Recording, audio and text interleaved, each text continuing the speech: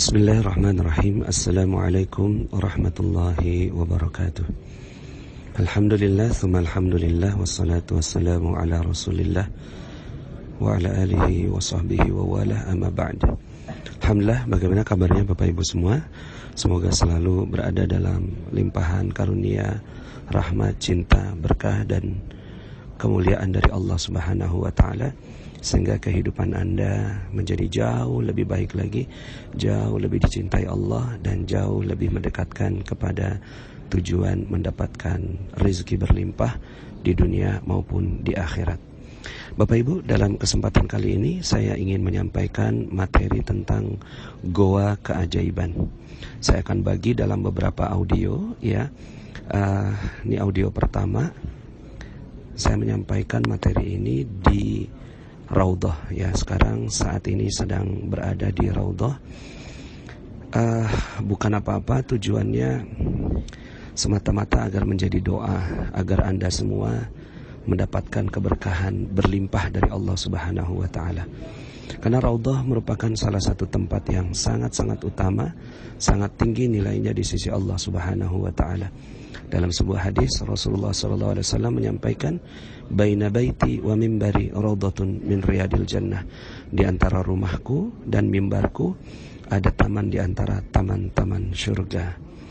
Nah, Bapak Ibu yang dirahmati Allah Subhanahu wa taala, saya doakan semoga Anda semua bisa datang ke Raudhah ini untuk berdoa, bermunajat kepada Allah Subhanahu wa taala, dan mendoakan agar kehidupan Anda menjadi jauh lebih baik di dunia maupun di akhirat. Islam ini agama yang ajaib, Bapak Ibu. Ajaib sekali, ya. Kitabnya ajaib, nabinya ajaib, dan kisah-kisahnya semuanya adalah kisah-kisah yang ajaib, ya. Dan lawan dari keajaiban adalah hukum sebab akibat, atau hukum, ya, yang disebut sebagai hukum alam, ya. Sebenarnya itu adalah sunnatullah, hukum yang berlaku di alam.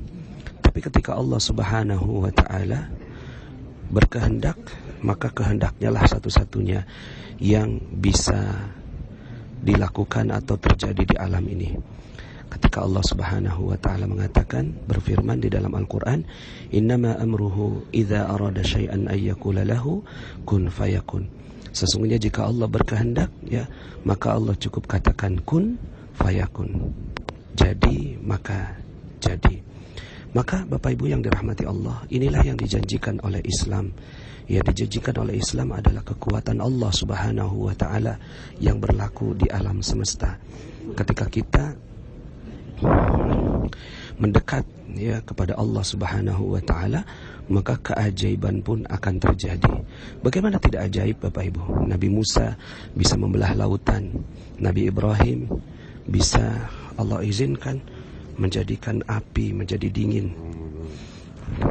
Nabi Daud atas izin Allah bisa membengkokkan besi. Nabi Sulaiman atas izin Allah bisa berbicara dengan seluruh makhluk yang ada di dunia ini, ya, bisa memimpin atau memerintahkan jin dan seterusnya.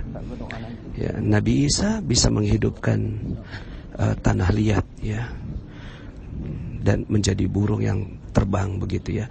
Kemudian Rasulullah SAW dengan 300 mukjizatnya yang iktibar, yang dikenal, ya, salah satunya adalah bisa mengeluarkan susu dari kedua jemarinya atau dari jari jemarinya, bisa membelah bulan, ya. Dan mukjizat terbesarnya Rasulullah SAW adalah Al-Quran.